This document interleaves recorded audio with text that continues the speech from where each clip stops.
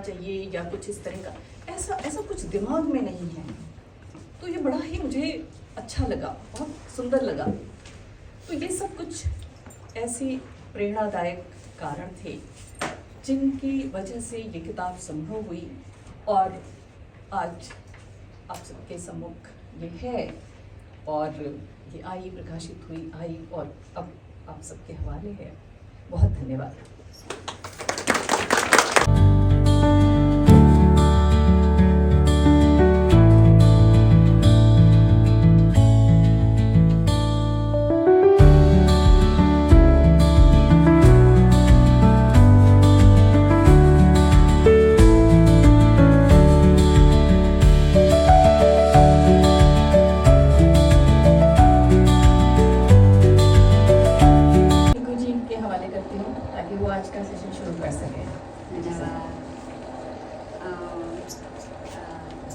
आप सबको नमस्कार। मेरी आवाज़ सुनाई दे रहे हैं? नमस्ते। सबसे पहले आप सभी को आज संडे है, संडे के दोपहर को इस प्रोग्राम में पधारने के लिए बहुत बहुत धन्यवाद। और हमारा जो अतिथिगण है, वक्तागण है और आज सब प्रिय मित्रों को मेरा हृदय से स्वागत करते हैं। बहुत बहुत धन्यवाद। और आज हम हिंदी लेखिका अरपना मिश्रा जी की नज़र से सूरज का देश जापान, इसके बारे में हम बात कर रहे हैं। और आज के प्रोग्राम को साकार करने के लिए हम यहाँ जो जापान फाउंडेशन है, इनकी ओर से बहुत महत्वपूर्ण सहयोग मिली। आपको बहुत बहुत धन्यवाद। और जापान फाउंडेशन के सारी टीम को मैं हृदय से धन्यवाद कहती हूँ कि सूरज, सकरा और सफ़र, इसमें अरपना जी ने जापान में जो यात्रा की है उसी के बारे में पूरे उन्होंने लिखा है और इसके ऊपर हम आज चर्चा कर रहे हैं। और आज फिर से हम जापान और भारत, ये दोनों देश के दिलों को हम जोड़ने का प्रयास आप लोगों के साथ करना चाह रहे हैं। और आप जानते हैं अरपना जी हमारे आज के भारतीय साहित्य में एक तरह से प्रतिनिधित्व करते हैं। वे भारत के समाज को और विशेषकर स्त्री जीवन को अपने बहुत संवेदनशील दृष्टि से, बहुत दृढ़ दृष्टि से उन्होंने देखे, उसमें पूरे की पूरे प्रतिबिंबित किया है। और वो अरपना जी आज हमारे साथ हैं। उनसे हमारे जापान के बारे में आज हम सुनने को मिल रहे हैं।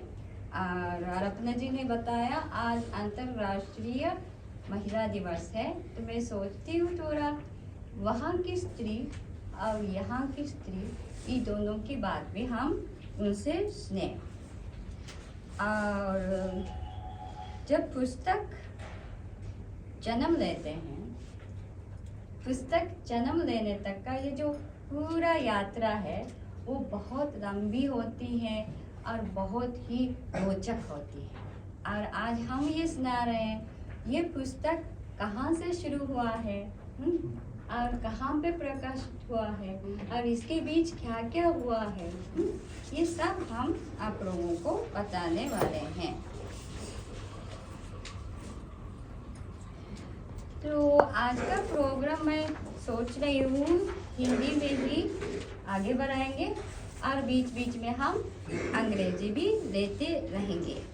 और मैंने बताया ये जो आज का प्रोग्राम जापान फाउंडेशन द्वारा आयोजित है और जापान फाउंडेशन आज तक ऐसे प्रोग्राम असंख्य रूप में करते आए हैं।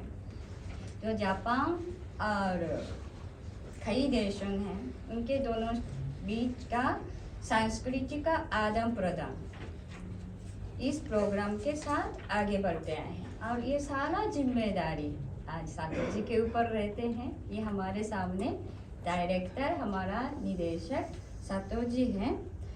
तो मैं सबसे पहले सातो जी से कुछ पूछना चाह रहे हैं कि आप हिंदी में भी अंग्रेजी में भी बात कर सकते हैं। जैसे आज का ये पुस्तक जो अरपना जी की पुस्तक है और आज का ये प्रोग्राम, जैसे आप तो बहुत सारे अनुभव है कि इस तरह का प्रोग्राम करने के लिए तो उसी अनुभव के आधार पर आप आज का प्रोग्राम कैसे रख रहे हैं या इस पुस्तक के बारे में आपका विचार क्या है, इसको थोड़ा साझा कीजिएगा।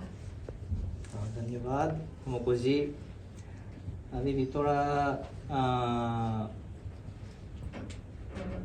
नई टेंशन में हूँ लेकिन थोड़ा सा अंग्रेजी मिला के बोलने की ओके दिया था, तो कोशिश करूँगा प्लीज। हाँ जी। हाँ, जैसे तुमको जी ने परिचय की, बहुत बहुत धन्यवाद। जापान फाउंडेशन का मिशन है ये, वो जापान और भारत या जापान और कई दूसरे देशों के लोगों के संबंध या मित्रता को बढ़ाने का। तो इसके लिए बहुत कुछ तरीका तो होगा। शायद सबसे अच्छा हो तो वो आम लोग जितने भी हो सकें वो डायरेक्ट सीधा संपर्क या मिलने का या समय बिताने का, इस योजना को, मौका को बनाएं। लेकिन ये तो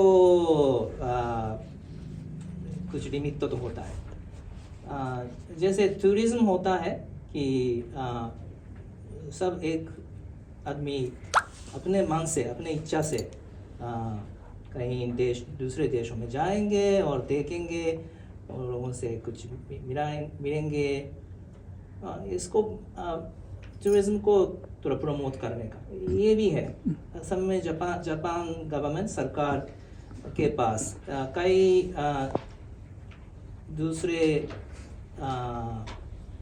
संगठन है और सरकार गवर्नमेंट के अंदर, जैसे टूरिज्म के सबसे समय Japan tourism JNTO, Japan National Tourism Organization, ये बहुत कुछ अच्छा काम करते हैं। तो इसलिए शायद आजकल भारतीय समाज में भी काफ़ी कुछ जापान टूरिज्म के बारे में भी जानकारी या मौका बढ़ रहे हैं। और वो कहते हैं वो हमेशा हर साल वो रिकॉर्ड ब्रेक, लगभग हर साल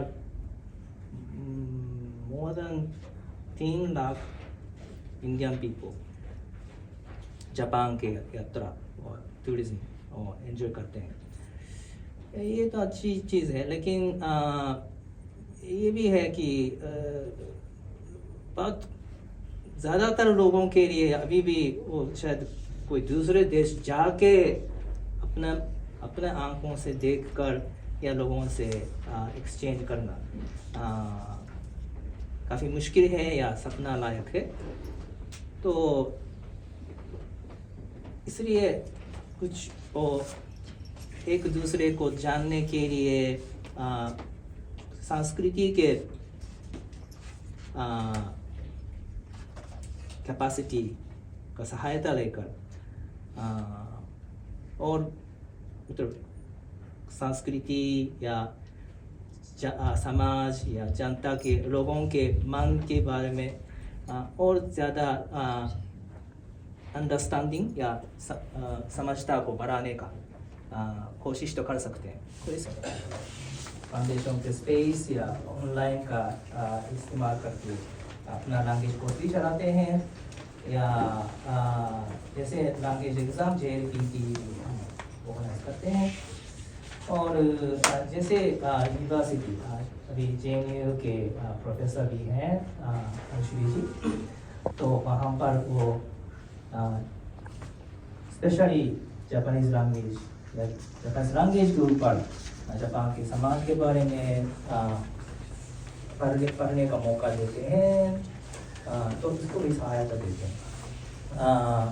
और बाकी और कई तरह का आर्ट या कल्चर प्रोग्राम करते हैं, फिल्म फेस्टिवल करते हैं और एनिमे भी दिखाते हैं या परफॉर्मेंस या एग्जीबिशन भी करते हैं। इस कई जन में से एक लिटरेचर या साहित्य आदान प्रदान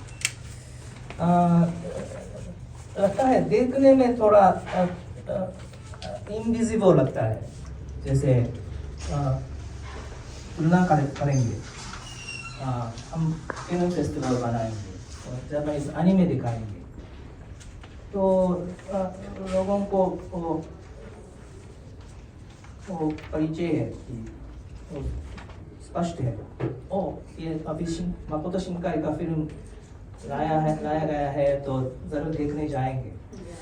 लेकिन लिटरेचर हो तो ये तो लोगों की इच्छा के ऊपर है ना, पहले तो जानना चाहिए ये ऐसे वो एक भारतीय लेखिका जापान गई थी और इसके बारे में वो लिखी गई और प्रकाशन या पब्लिशर के या अनुवादक के मेहनत से ऐसा किताब बन गई, तो इसके बारे में जानकारी चाहिए और लोगों की इच्छा से अपने हाथ में ले जाएं, पढ़ेंगे तो वो बहुत कुछ वो अंतर या दूसरे दुनिया दूसरे फेज तक जा सकते हैं। हर एक आदमी के अंदर मन के अंदर वो नई दुनिया या जापान के बारे में या कोई जीवन के बारे में कुछ नई विचार बढ़ेगा। एक्चुअली तो मुकोजी तो मेरी सीनियर है जो जेएनयू में जी तो मैं कुछ लिख के लेकर आई तो थोड़ा पढ़ के आप लोगों को सुना सकती हूँ। Thank you. नमस्ते, मेरा नाम कोमात्सु है। मैं ओसाका से आई हूँ, जापान ओसाका से आई हूँ और आज अरुणा जी मेरी दीदी उनकी पुस्तक के बारे में, पुस्तक वो जो साकुरा सूरज साकुरा और जब सफर उसके बारे में बात करना, ये बोलना ऐसा मौका मिला मेरे लिए बहुत बड़ी चीज़ है, सम्मान की बात है। उसके लिए बहुत धन्यवाद आप लोगों का। और मैं पुस्तक के विचार को दूसरों पर छोड़ दूंगी। जैसे तोमोको जी ने बताया, मैं उन परिस्थितियों के बारे में बोलूंगी जिन्होंने मिश्रा जी को जापान लाया, अर्थात इस पुस्तक के निर्माण की पृष्ठभूमि। और ये थोड़ा ये कागज आप लोगों के पास होंगे, ये टिपिकल जापानीज स्टाइल है, सब तैयार होके लेकर आना है। ये टिपिकल जापानीज स्टाइल है। ये थोड़ा देख लीजिए। जापान सरकार से हम फंड लेकर हम छह रिसर्चर्स संयोग से वो happen to be सभी महिलाएं थी। By the way, happy Women's Day today. And ये इसका हमारा वो जो प्रोजेक्ट ये था, समकाली भारत में अंग्रेजी साहित्य के विषय, उस पर एक 4 साल का फंड मिला और परियोजना शुरू करने के लिए एक साथ हम 5-6 महिलाएं रिसर्चर्स आए हैं। उस परियोजना के हिस्से के रूप में आधुनिक हिंदी साहित्य का एक प्रमुख साहित्यकार को जापान आमंत्रित करने की एक योजना सामने आई।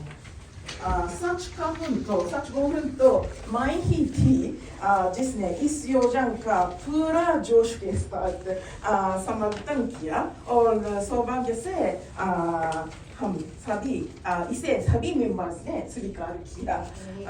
Thank you very much. एक प्रस्ताव के रूप में मैंने तब मिश्रा जी से जापान आने का अनुरोध किया, तो तब उसने उनके सोजान से सहमत होने के बाद हमने मिलकर 3 स्थानों ओसाका, टोक्यो, कुमामोटो, ये सब जापान के प्रीफेक्चर्स हैं। साउथ पार्ट भी है और ओसाका ईस्ट और Tokyo Osaka east, Tokyo west. उल्टा है टोक्यो बीच ओसाका ईस्ट।はいだそうですऔर तो सब लेक्चर उसका उन तीनों के जगह के लेक्चर की योजना बनाई। तीनों शहर में लेक्चर में हमेशा बहुत अच्छी उपस्थिति रही। मैंने सभी 3 कार्यक्रमों का पोस्टर ये सामग्री है इसमें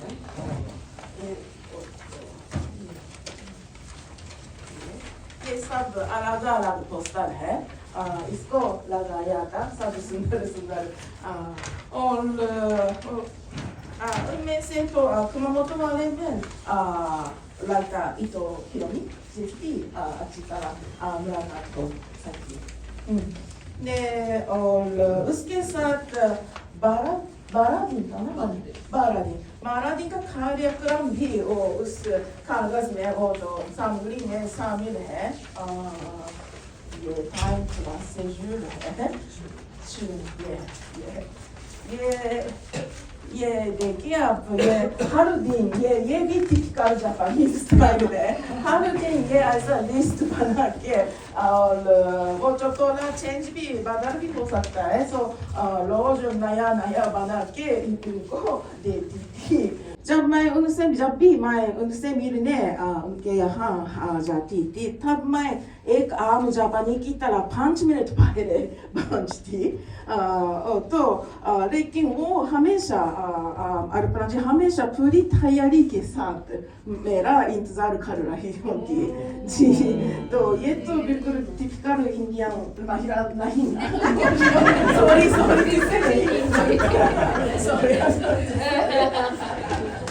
लेकिन तो इसलिए बाद की योजनाएं हमेशा सुचारू रूप से चलती थी। मैं इसके लिए आभारी हूँ। तो अंतिम तस्वीर सबसे अंतिम तस्वीर आप देख लीजिए। ये तो ओसाका के एक लेक्चर की है। इस तरह हर लेक्चर में मैं इसी तरह आपके बगल में ऐसा बैठ के उनका अनुवादक रूप में काम कर रही थी और सब लेक्चर उनकी लेक्चर तथा बाद में होने वाले Q&A सेशन वो भी दोनों का अनुवाद करती थी। सत्र को संचालित कर रही हैं, लेकिन ये हम शायद नहीं जानते। मैं आपको बताना चाहती हूँ कि जापान से जो बड़ी मांगा कॉमिक्स हिंदी में जिनका अनुवाद हुआ, जिसमें 2 बड़ी श्रृंखलाएं हैं, जिसमें एक थी साकुरा का देश, जिसमें ये बात उल्लेखित की जाती है कि होलोकॉस्ट के बाद जो परिवार हैं उनका किस तरह का दंश उनके बच्चे आज भी झेलते हैं, क्योंकि उनकी फिजिकल डिफॉर्मिटीज़ को लेकर समाज में परमाणु बम के वजह से उनके किस तरह से पूरी सामाजिक चेतना अभी भी कहीं ना कहीं उस भेदभाव को लिए हुई है अपने मन में, और बहुत ही संवेदनशील मांगा क्रिएशन है वो। और दूसरी जो मांगा कॉमिक्स श्रृंखला जो तोमोको जी ने अनुवाद की थी वो थी उंगलियों का ऑर्केस्ट्रा, जिसमें हम जानते हैं कि कैसे मूक और बधिर बच्चों के लिए जो साइन लैंग्वेज का निर्माण हुआ उसके प्रणेता कौन थे और वो साइन लैंग्वेज किस तरह शुरू की गई, क्यों उन बच्चों को जो अंग्रेजी में बहुत खराब शब्द है डम कहा गया, और कैसे ये जापानी मांगा आर्ट फॉर्म उस डम्पनेस को चैलेंज करती है। और वो कहते हैं कि ये बच्चे डम नहीं हैं, ये अलग तरह से समझते हैं और आप और हम जैसे ही ये विद्वान भी हैं और अपने जीवन को जीना चाहते हैं। तो ये 2 कॉमिक्स जब अनुवाद हो रही थी, तो उंगलियों का ऑर्केस्ट्रा 4 खंडों में है और साकुरा का देश 1 है। और जब ये अनुवाद हो रहे थे तो मैं अपने पिताजी श्री अरुण जी और आदरणीय तोमोको जी को बातचीत करते हुए घंटों बातचीत करते हुए अपने दफ्तर में देखती थी। और उसमें मैं ये देखती थी कि जैसे उस कॉमिक्स में है उंगलियों का ऑर्केस्ट्रा में जैसे आता है कि चावल गिरने की आवाज आती है, तो ये लोग पता नहीं कर पा रहे थे कि हिंदी में चावल गिरने की आवाज हो, क्योंकि वो बच्चों को बताना था कि चावल गिर रहा है, तो वो उन्होंने लिटरली घर से चावल मंगवाए। उसमें ये था कि तकिया फेंकने पे कैसी आवाज आती है, तो उन्होंने ऑफिस में किताब फेंक के देखी कि फुट लिखेंगे या छन लिखेंगे, सबका अलग अलग आवाज है। से हम बात करना चाह रही हूँ। मैं आराधना जी का साहित्य, लेखन, कहानी, उपन्यास बहुत ही पसंद करती हूँ, बहुत, क्योंकि उसमें हम सब जानकारी मिलते हैं आज के भारत में क्या हो रहा है, खासकर महिलाओं के जीवन में, खासकर स्त्री के जीवन में क्या हो रहा है, ये सब कुछ हम मिल सकते हैं। ऐसी आराधना जी ने जापान की यात्रा की है, तो ये जाहिर है हम सुनना चाहेंगे वहाँ की महिला देखे उन्हें कैसा लगा, क्या अनुभव किया, क्या महसूस किया। और संयोग से आज अंतर्राष्ट्रीय महिला दिवस है, तो ये बहुत अच्छे संयोग है हम जाने। और ज़रूर ये मेरा प्रश्न स्त्रियों तक सीमित नहीं है, आप ज़रूर पुरुष के ऊपर भी बता दीजिएगा। और मुझे लगा कि उनको बहुत समय मिला है, जब सब शाकाहारी खाते रहे, राइट, तो उनको इतना समय मिला है, तो मैं आपसे पूछना चाहती हूँ आपको कैसे गुना का महसूस हुआ जापानी स्त्रियों के साथ। मुझे ये बात थी, सबसे जो आकर्षक बात थी वो ये थी कि ये पूरा आयोजन ये महिलाओं द्वारा आयोजित था। ये बहुत खूबसूरत बात थी, और ऐसा नहीं था कि पुरुष नहीं थे बीच में, वो आते रहे और मिलते रहे। उसमें आलोचक भी थे, उन्होंने इतना बढ़िया अपना प्रस्तुत किया था, मेरी कहानियों के ऊपर इतना बढ़िया बोले थे। और तो और भी बहुत सारे लोग मिले थे जगह जगह, तो पुरुष भी ऐसा नहीं था, वो पुरुष हिंसक पुरुष नहीं थे, वो एक बहुत प्यारे, बड़े जो है विनम्र, जो कि विनम्रता मुझे लगता है कि जापान की संस्कृति के भीतर है, और ये हमारे यहाँ भी थी, ऐसा नहीं था, हमारे यहाँ भी थी। पर बहुत कुछ जो जिस समय में हम रह रहे हैं, जो हमारा समय है, जिसको मैंने खंजर समय कहा है इसमें, तो वो मारक महत्वाकांक्षाओं का समय है उसमें, और आत्मघाती महत्वाकांक्षाओं का समय भी है कि बहुत सारी चीज़ें वो छोड़ रहे हैं जो कि हमारे काम की हैं और जिनकी वजह से हमारा नुकसान हो रहा है, जिन्हें छोड़ देने की वजह से। तो एक बात जो अदिति ने कही कि बच्चे स्कूल से घर आ सकते हैं और सुरक्षित है, मैंने जो देखा कुमामोटो में आधी रात में लड़कियां जो है वो जा रही थी पैदल, तो एक पहला सहज सवाल था कि यहाँ पर लड़कियां जो है वो आराम से निश्चिंत होकर पैदल जा सकती हैं। हम भारत में इसकी कल्पना अभी भी नहीं कर सकते कि आराम से लड़कियां अपने काम से निकली आधी रात, जो 12 बज रहा हो, 2 बज रहा हो, और पैदल निकल पड़े, उनको सुरक्षा की चिंता ना हो। काश कि ऐसा समाज बन पाता, पर ये नहीं था, और ये वहाँ दिखाई पड़ रहा था। अपराध स्त्रियों के प्रति जो है, मैंने पूछा वहाँ, तो वहाँ बहुत ही कम है, जिस पर बाद में हमारी और आपकी बातचीत भी हुई थी कि वहाँ कम है, यहाँ बहुत ज़्यादा है। हालांकि देखा जाए तो पहले की अपेक्षा स्त्रियों की शिक्षा बढ़ी है, कैरियर के प्रति उनका रुझान बढ़ा है, बल्कि कैरियर को प्राथमिकता में रखना शुरू हुआ है। ये सब चीज़ें तो हुई हैं, बहुत सारी उनको उनका आत्मविश्वास बढ़ा है, उनकी आर्थिक आत्मनिर्भरता बढ़ी है, लेकिन अभी भी वो परसेंटेज कम है। इतना नहीं है कि हम इस पर गर्व करें। अभी ये एक तरह से यात्रा ही है जो अभी बीच में है, अब इसको बहुत आगे जाना है। जो जापान में मैंने देखा है कि अधिकतम स्त्रियां आती हैं, आर्थिक स्वतंत्रता उनके पास थी, आर्थिक आत्मनिर्भरता थी और एक सुरक्षित सामाजिक माहौल था। जब सुरक्षित सामाजिक माहौल होता है तो आत्मविश्वास बहुत बढ़ जाता है, ये आत्मविश्वास पर बहुत असर डालता है, जो कि ऐसा नहीं था कि हमारे यहाँ हमेशा से ऐसा रहा होगा, लेकिन एक सामंती सोच है भारत में जो इस चीज़ को पनपने नहीं देती, बनने नहीं देती है कि जब भी लड़कियां बाहर निकलती हैं तो आंखों को बड़ी खटकती हैं कि जो है कि क्यों इतनी स्वतंत्र दिख रही हैं, ये क्यों इतना कर डालना चाहती हैं, इस तरह की भी चीज़ है। और हालांकि ये स्त्रियों के लिए एक चैलेंज रहा है और स्त्रियों ने ये चैलेंज पार किए, हर क्षेत्र में किया है। वो फाइटर पायलट भी बन गई, वो बड़े प्रशासनिक पदों पर भी हो गई, पुलिस की नौकरियों में उन्होंने दौड़ कर ट्रैफिक भी कंट्रोल किए।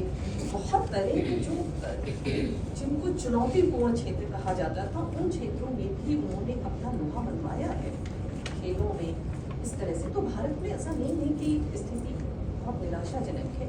हाँ, कुछ चीज़ें बहुत जो है उनको ठीक किए जाने की ज़रूरत है।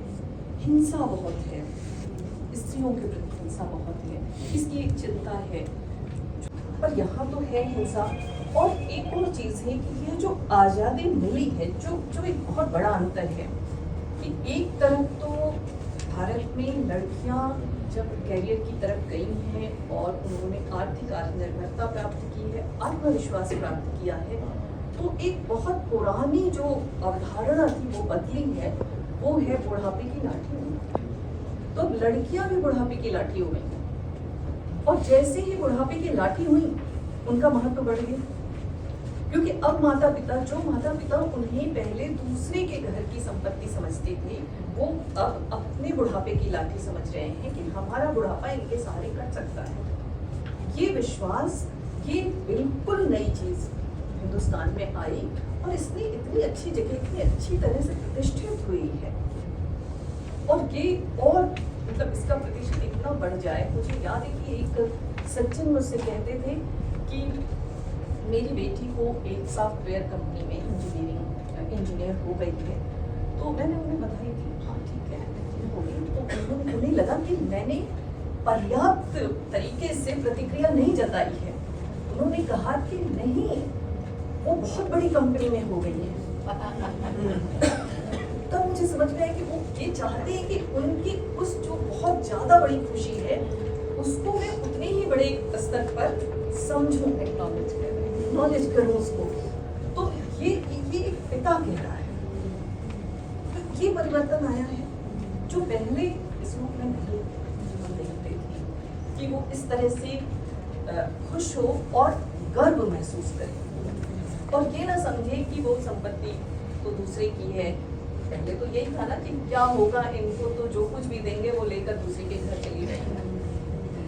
अब ये नहीं है, अब ये है कि वो अपने बल पे विजडम, विवेक, निर्णय लेने की आ जाती। तो ये चीजें आ रही हैं। इसमें एक चीज जो दिख रही है वो है कि जब बहुत ज्यादा महत्वाकांक्षा होगी असंतुलन पैदा होगा।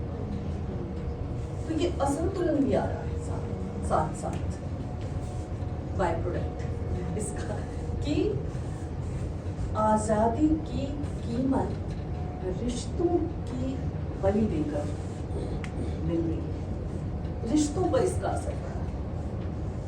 और ये एक बहुत जो है चिंताजनक बात है कि अगर आज़ादी मिल रही है तो आपको इतनी बड़ी कीमत उसकी चुकानी है। या तो आप खुद इतने क्रूर, इतने कठोर बन चुके हैं या बन जाएंगे, या फिर आप बहुत दुखी, बहुत निराश, क्योंकि आपको वो प्रेम, आपको वो संवेदना, आपको परिवार, वो सारी चीजें आपको किनारे करनी पड़ रही। ये स्थिति ठीक नहीं है, ये चिंताजनक स्थिति ये भी हो रहा है और इसमें दोनों तरफ जा रही हैं हमारी लड़कियां, कठोर भी हो जा रही हैं और जो है दुखी भी हो रही हैं। कि आखिर जब कैरियर पक्का और इतना अच्छा कैरियर बना तो फिर बाकी चीजें क्यों नहीं। तो प्रेम का बलिदान नहीं किया जा सकता, संवेदना को नहीं छोड़ा जा सकता, क्योंकि हमारा समय ऐसा है जो कि प्रेम, स्मृति, संवेदना, मनुष्यता, इन सारी चीजों पर संकट का समय है। और हम देख रहे हैं कि जिस तरह की हिंसा, जिस तरह मनुष्यता घायल हो रही है, कुचल रही है पूरी दुनिया में, तो वहाँ ये बहुत ज़रूरी है कि हर व्यक्ति, न केवल स्त्री, हर व्यक्ति अपने भीतर उस संवेदना को बचाए, उन संबंधों को बचाए, क्योंकि संबंध खाली इसलिए नहीं होते कि वो आपको सपोर्ट करे और आप बन जाए, वो आपको इमोशनल सपोर्ट भी देते हैं, आपको भावनात्मक रूप से मजबूत बनाते हैं। और इतना अकेला एक स्त्री अगर करियर को उसने चुना है तो उसको इतना अकेला क्यों किया जाए। उसके खिलाफ भी एक लगातार एक संघर्ष बना रहता है, क्योंकि अगर वो अकेले नहीं होना चाहती है तो उसके लिए उसके पास काम के बोझ कितने बढ़ते जाएंगे, कितने गुना बढ़ेंगे। ये भी एक परिवर्तन आए हैं कि पुरुषों में जो हमारे युवा हैं उनके अंदर भी कुछ परिवर्तन आए, वो थोड़ा अब इस बात को समझने के लिए तैयार होने की तरफ आए कि नहीं स्थितियाँ बदली हैं, उसका भी कैरियर है, उसका भी जीवन है, उसकी भी इच्छाएं, ये सब अब थोड़ा थोड़ा उधर से चीज़ें आ रही हैं। हालांकि जितनी तेजी से स्त्रियां आगे गई हैं उतनी तेजी से पुरुष के लिए मुश्किल हुआ है उतने तेज कदम बढ़ाना, पर वो बढ़ा रहा है, ये एक सकारात्मक बात है। अगर वो पूरा बढ़ा ले तो काफ़ी अच्छा है, पर उम्मीद की किरणें वहाँ हैं। जब स्त्री लिखती है, चाहे वो यात्रा हो या वो कहीं किसी भी देश में लिख रही हो, चाहे वो जापान में लिख रही हो, चाहे वो फ्रांस में लिख रही हो, ऑस्ट्रिया में लिख रही हो, वो जब लिखती है या कोई भी ऐसा व्यक्ति जो किसी दबाव के भीतर है, शोषण के भीतर है, लिखता है तो वो अपने खिलाफ बनी सोच, संजाल और साजिशों के खिलाफ लिख रहा होता है, रच रहा होता है, उसका एक प्रतिरोध बना रहा होता है। ये प्रतिरोध एक बहुत बड़ी चीज़ होती है जो आपको कहीं ना कहीं उस विचार से जोड़ रही होती है और आगे ले जा रही होती है, तोड़ रही होती है उन चीज़ों को जो रूढ़ हो चुके हैं, जो अब आपके काम के नहीं हैं, आगे की यात्रा की तरफ ले जाती है। तो मुझे लगता है कि ये कुछ चीज़ें जो मुझे दिखी, क्योंकि मैंने हीरोइन से ये प्रश्न किया था कि प्रेम कैसा है, क्या लड़के लड़की जापान में भी भाग जाते हैं घर से तो उन्होंने कहा कि ऐसा तो मुश्किल है भागते नहीं। गंगा जी की कविता है ना, भागी हुई लड़कियां। तो मैंने कहा हमारे यहाँ तो अभी भी भागते हैं क्योंकि समाज जगह नहीं देता। अगर उन्हें जगह मिल जाए तो क्यों भागेंगे, और अभी भी पकड़ कर उन्हें मारा जाता है। तो अभी भी हमारे कुछ इलाके तो इसके लिए बड़े ही मशहूर हैं जहाँ ग्राम पंचायतें वगैरह हैं।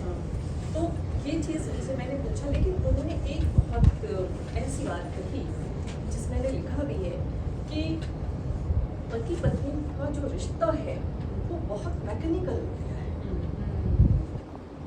तो रिश्ते में वो चीज़ जो प्रेम, जो संबंध की ऊष्मा है वो नहीं बचती है। तो ये बात ये उसका एक दुखद पक्ष है कि आप जब कितनी प्रगति करते जाते हैं तब आखिर आपके हाथ में क्या बचता है। तो वही बचाना है, वो प्रेम, वो संवेदना, सारी सुंदरता, मनुष्यता,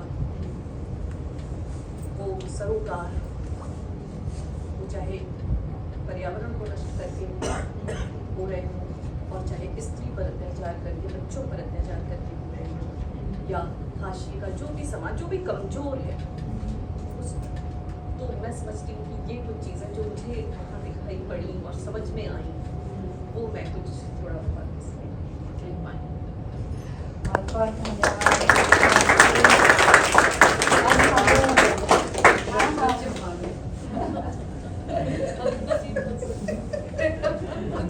भारत की स्त्री अब असंतुलन का समय जी रहे हैं। आज जापान में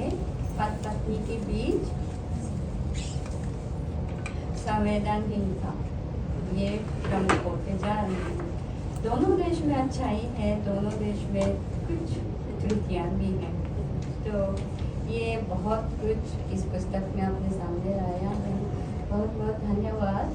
और हमारा समय कम है तो मैं थोड़ा आगे बढ़ना चाहती हूँ कि आज आप सबके विचार सुनकर मुझे बहुत बहुत नई दृष्टि भी मिली।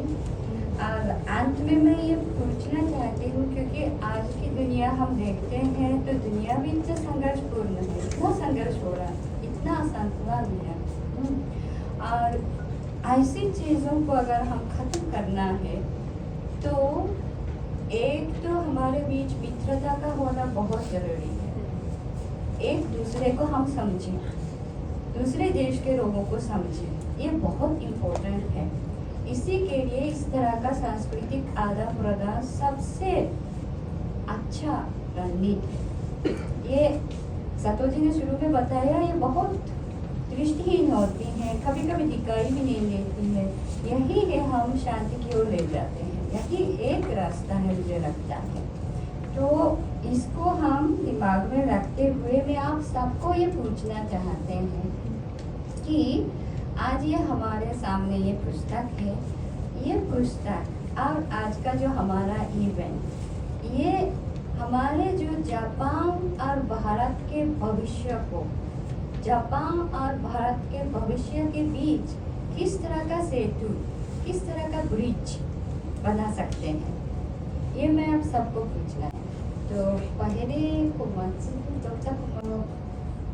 मुझे लगता है कि जापान और भारत दोनों में आम लोगों की एक दूसरे के देशों के बारे में मतलब इमेज या जानकारी, नॉलेज अभी तो काफ़ी सीमित है। लाइक भारत की इमेज हमारे जापान में आम लोगों का भारत की इमेज तो नांगकारी, गंगा जी और आजकल तो IT ये है और जी स्टेरियोटाइप का है। और जापान की इमेज आप लोगों का जापान की इमेज तो शायद टेक्नोलॉजी और अनिमे, आजकल का अनिमे और साकुरा है ना। और ये इस सुंदर जो किताब का खबर, ये आप लोगों का इमेज हो सकता है। सोनी, पानासोनिक तो ये ऐसा है, टोयोटा। लेकिन मेरे ख्याल से वो जो ये तो ठीक है, लेकिन ये ही नहीं है। मतलब जो इस पुस्तक के माध्यम से मैं दिखाना चाहती हूँ कि इन रूढ़ियों के परे एक अलग भविष्य वास्तविकता भी है। और ये उसे समझने के लिए एक ब्रिज का काम कर सकती है मेरे ख्याल से। तो इसी कारण से एक जापानी अनुवाद आवश्यक जरूरी है। भारतीय ज्ञानपीठ का विलय वाणी प्रकाशन में 2022 में हुआ और उसके बाद से हमारी एक ही कोशिश है कि जो हमारे देश के बड़े लेखक ज्ञानपीठ पुरस्कार विजेता हैं, जो हमारे देश का सबसे बड़ा साहित्यिक पुरस्कार माना जाता है, उनको विश्व भर की भाषाओं में पहुंचाया जाए। तो उसी कड़ी में एक कार्यक्रम जो हमने अभी शुरू किया है वो ये है कि 12 ज्ञानपीठ पुरस्कार विजेताओं का की पुस्तकों का रूसी भाषा में हम अनुवाद करा रहे हैं। जो प्रोजेक्ट पूरा वाणी फाउंडेशन और the embassy of India in Moscow के द्वारा सपोर्टेड है। और ये 12 पुस्तकों में से 8 पुस्तकें अनुवाद हो चुकी हैं, अब एडिटिव में है। बड़ी बात यह है कि अनुवाद के बाद ये पुस्तकें किसी दफ्तर की शोभा न बनाएं और आम जनमानस तक पहुँचें, पुस्तक गृहों में, दुकानों पर, ऑनलाइन बुक स्टोर्स पर पहुँचें। इसके लिए हम रशियन बुक सेलर्स एसोसिएशन और रशिया का जो अमेज़न मानने वाला है हिंदुस्तानी, उसको हम अप्रोच कर रहे हैं कि ये पुस्तकें वो लोग बेचने में हमारी मदद करें। तो आज के कार्यक्रम ऐसे बनाने की बात, और आई थी मोकोजी से, तब से ऑनेस्टली क्या, तब से मैंने कल्पना जी की किताब पढ़ना शुरू किया। मगर एक साल पहले वो बुक फेयर में बुक लॉन्च के साथ मनाया, लेकिन ऐसे काम में बोलना रोज बोलने में वो हिंदी का इस्तेमाल करता रहता था, लेकिन थोड़ा सा वो सीरियसली देख कर कोई अच्छे पहली किताब पढ़ने का समय या मौका या नाम की तैयारी बहुत कम, ऐसा प्रेशर बहुत अच्छा है मेरे लिए, अच्छा था। लेकिन टू बी ऑनेस्ट सीधा वो बिना शब्दकोश से पढ़ने भी थोड़ा मुश्किल था, इसलिए मैंने थोड़ा सा वो AI का मतलब भी थोड़ा गूगल लेंस से ऐसे करके शुरू में थोड़ा जापानी अनुवाद से थोड़ा पढ़ के साथ जरूरी तो हिंदी में भी पढ़ता रहता। शुरू में मैंने सोचा शायद ट्रैवलॉग ट्रैवलॉग हो, तो लेकिन वो पढ़ते जैसे मतलब इंफॉर्मेशन जानकारी की बात बहुत कम है, तो इस किताब को पढ़ के जापान के समाज के बारे में जानकारी लेने के लिए अपना आगे ट्रैवल के लिए जानकारी लेना हो तो शायद कोई दूसरी किताब इंटरनेट हो, लेकिन पॉजिटिवली कह रहा हूँ मैं, पढ़ते हुए और मैंने वाह थोड़ा आ गया। आज का प्रोग्राम किस तरह सेतु बन सकते हैं हमारे देशों का? बिल्कुल, अभी अदिति ने धीरे से मुझे जो कहा है न्यू नॉवेल तो चर्चा मैंने हो गेस कर दिया, गेस भी हो गया।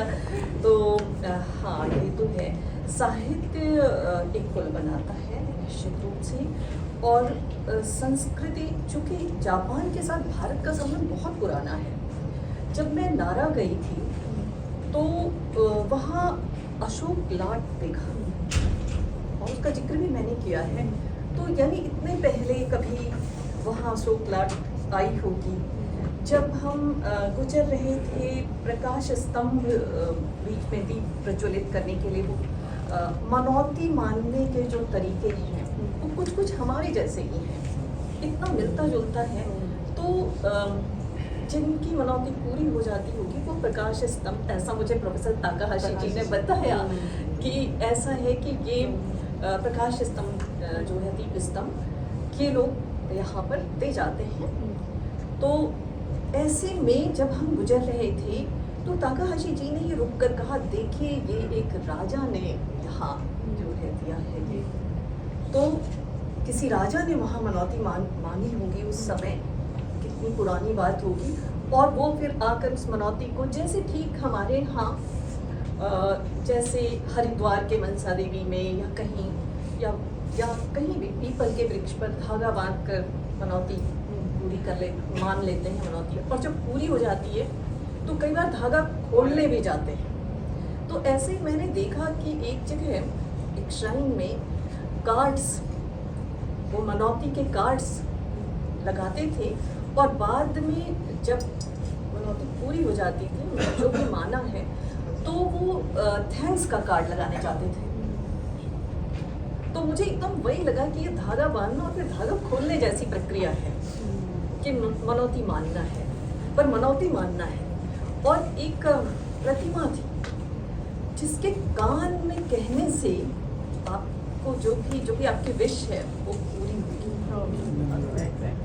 और उसका हाथ स्पर्श करना है। तो अब श्राइन में इतनी पॉजिटिव एनर्जी है, इतनी जो ऊर्जा है, इतनी पवित्र है कि जब हाथ को स्पर्श करो तो बड़ा बड़ा अच्छा महसूस होता है। तो और जब कान में बोलो तो एकदम लगता है कि जैसे हम हिंदुस्तान में खड़े हो और किसी देवी देवता के कान में हम कह रहे हो नंदी जी को चल रहा है। है ना, नंदी जी की तो बहुत कहते हैं, कान में फुसफुसा कर कहते हैं कि हमारी ये विश पूरी कर देना। तो कुछ उस तरह से उनके कान में, तो सबने जो है उनके कान में अपनी अपनी बातें कही। एक सुरंग थी, उसमें से ताकाहाशी जी ने कहा कि भाई ये सुरंग उस तरह की कि उसके अंदर से अगर आप निकल कर जाएंगे तो आप दोबारा जापान आएंगे, ऐसी मान्यता है। तो उसमें से वेद प्रकाश जी निकल कर गए वो निकल गए उसमें से। तो उन्होंने कहा कि आप आएंगे दोबारा जापान। तो मुझे लगा कि ये बिल्कुल वैष्णो देवी की जो है, याद करिए कितनी सकरी सी वो है सुरंग, और उसमें से मोटे से मोटा आदमी चला जाता है। कहते हैं कि वो अगर उसकी श्रद्धा है तो वो निकल जाएगा।